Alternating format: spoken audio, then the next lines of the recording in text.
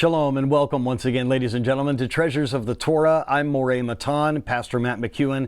It's my joy to be with you once again as we look into this week, Parashat Tisa. This begins in the 30th chapter of Exodus in the 11th verse. And once again, we're in the commentary series or collection known as Wellspring of Torah. And this week, this comment comes from the Al-Shich HaKadosh. Here's what it says in chapter 30, verses 11 and 12. Hashem spoke to Moshe, saying, "When you take a census of the children of Israel according to their numbers, then they shall give every man a ransom for his soul." What does this mean? This can sound confusing to us if we don't understand the background. So let's read what this says in this commentary. An alternate rendering of this passage is, "And Hashem spoke to Moshe, saying, when you appoint the head of the children of Israel." God says to Moshe, when you appoint a leader and head of the Jews, choose only someone willing to sacrifice himself as a ransom for his people, if need be. This is such a wonderful passage, and I don't even need to give you the punchline. If you're a believer in Messiah Yeshua, then you already see the parallel here. Appoint someone to be the head of the Jews only if they're willing to sacrifice themselves for the Jewish people. That's exactly what Yeshua did. But if we look back even further, it's what Moses was willing to do himself. Moshe said, "Lord, cut me off and allow your people to be saved." Rav Shaul in the Brit Hadashah says exactly the same thing. I would be willing to be cut off for my people if all of the Jewish people would be able to come to the knowledge of the Messiah. It sounds like such an awful thing to suggest, but as Yeshua has taught us, the greatest type of love that you can show is to be willing to lay down your life for a friend. Now, this idea of giving up your life, this is the truest definition of Ahavat Yisrael, of loving the fellow person in the house of Israel. This idea of mesirut nefesh, of laying down one's life for someone else.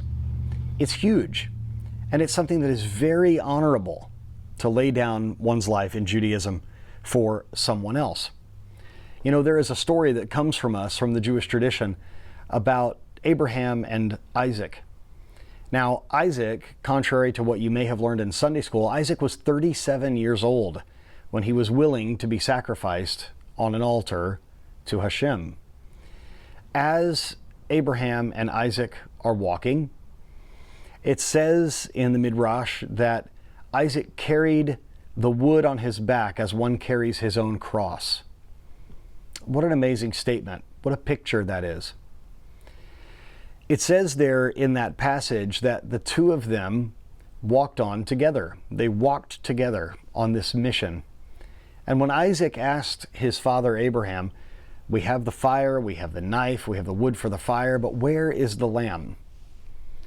And Abraham says to his son, "The Lord will provide himself a lamb for the sacrifice, my son." The Lord will provide, which is why this place then, of course, is named Adonai Yireh. The Lord will see to it. The Lord will provide. On the mountain of the Lord it will be provided, it is said. When it says after Abraham gives his answer that the two of them walked along together, it repeats that phrase. The Torah, as we have learned many times, never wastes words. There is an economy of words in the Torah that is unparalleled. And when something is repeated, it means that it's repeated for a specific purpose. It's repeated intentionally.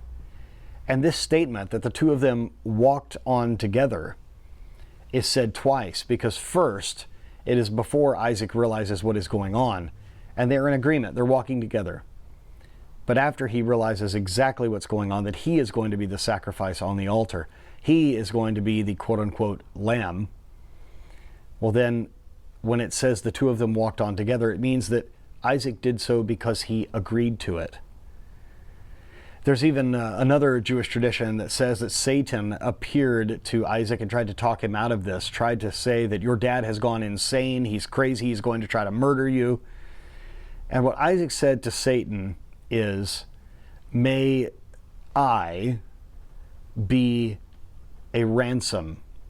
May I be an atonement for the Jewish people. And of course we understand from that story that, according to tradition, God took Isaac's soul from him before he could see his father raise the knife to his son. And then after the angel called out and said that there was a ram that would be substituted for Isaac, caught by its horns in the thicket, it says in the tradition that that's when God put Isaac's soul back into his body.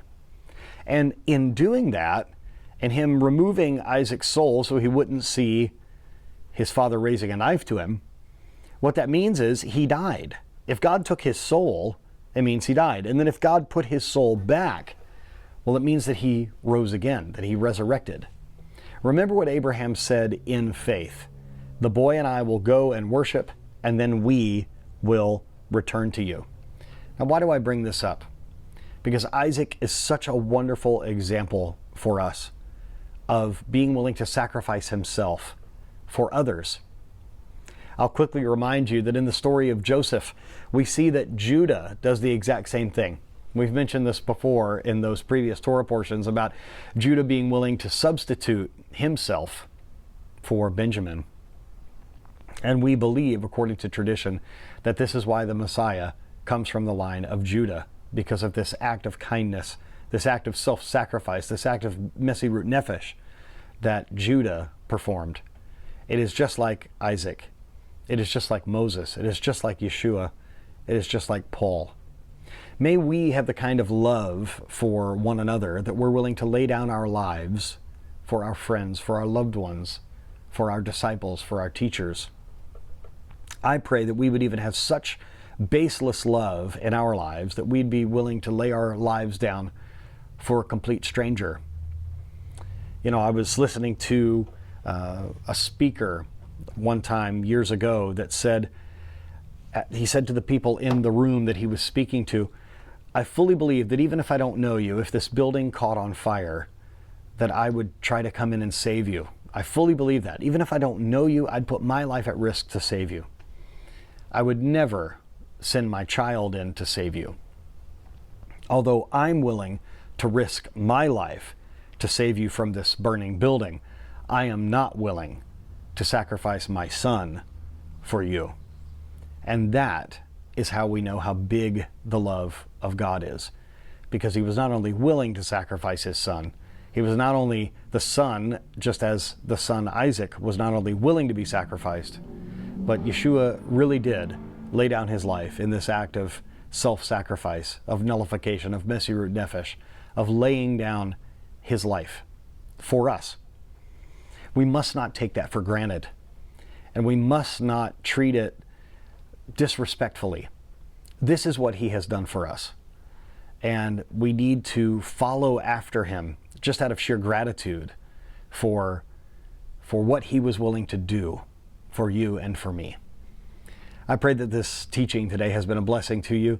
If you'd like to join us in the largest online Messianic Jewish yeshiva in the world, you can go to shuvu.tv, where you can study Messianic Judaism led by Jews and some classes taught by Gentiles like me who have come close to Israel and taken upon themselves a Jewish identity, even though we are not Jewish.